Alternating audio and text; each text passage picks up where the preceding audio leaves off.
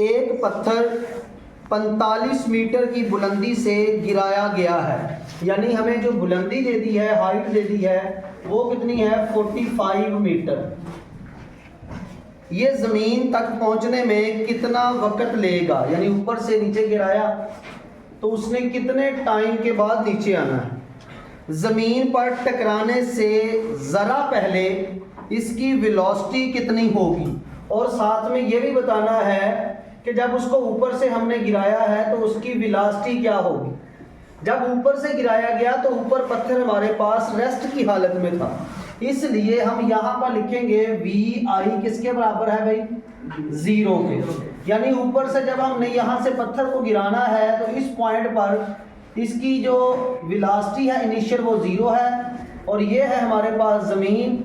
यहाँ से लेके इस ज़मीन तक जो बुलंदी है वो 45 है। नीचे पहुँचने में कितना टाइम लगेगा और किस वेलोसिटी से ये टकराएगा, इसका ये मतलब है।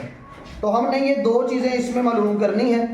तो अब देखें, हमारे पास टाइम मालूम करना है, हाइट दी गई है, इनिशियल वेलोसिटी दी गई है।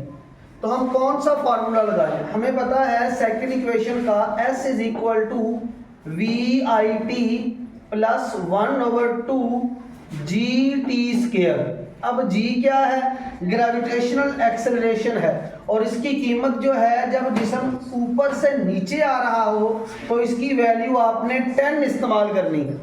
वैसे 9.8 है, लेकिन आपने इस्तेमाल राउंड ऑफ करके कितनी करनी है, 10। तो यहाँ पर वैल्यू पुट कर देते हैं।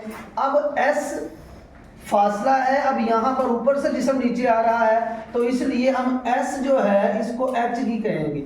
तो s की जगह आपने क्या पुट कर देना है बेटा, 45। वी आई क्या है, 0।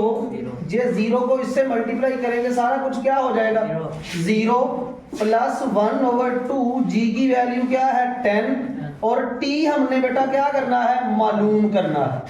t की कीमत हम मालूम करना है, इस वजह से हम ऐसे ही लिख देंगे। अब देखें, ये हमारे पास 45 और ये 1/2, तो बल्कि इसको इससे कैंसिल कर देंगे, क्या आ गया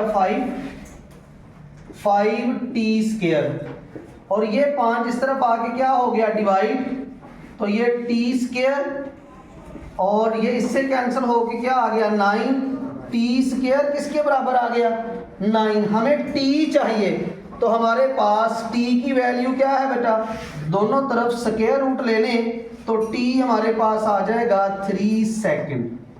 तो ये हमने टाइम जो है उसको मालूम कर लिया कि ये 3 सेकंड लेगा, यानी जब इस बुलंदी से हम जिस्म को गिराएंगे ज़मीन पर पहुंचने में वो कितने सेकंड लेगा, 3 सेकंड। अगली बात हमने ये देखना है कि वो किस वेलोसिटी से टकराएगा, फाइनल वेलोसिटी मालूम करनी है।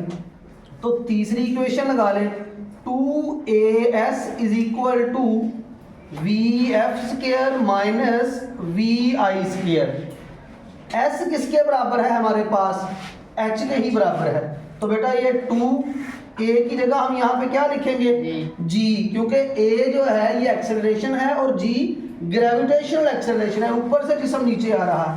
तो g की जगह हम क्या रख देंगे 10, और s की जगह पे 45, और vf हमने मालूम करना है, vi कितना दिया है आपको 0। तो बेटा ये हमारे पास इसको मल्टीप्लाई करें, क्या आ जाएगा, ये 900 आ जाएगा, और ये vf का स्क्वायर 45 मल्टीप्लाई बाय 2, ये 90 को 10 से मल्टीप्लाई किया तो 900। अब दोनों तरफ बेटा क्या कर लें, यहाँ पर स्क्वायर रूट ले लें, तो हमारे पास जो vf आ जाएगा 900 का जब स्क्वायर रूट लेंगे तो ये 30 मीटर पर सेकंड आ जाएगा।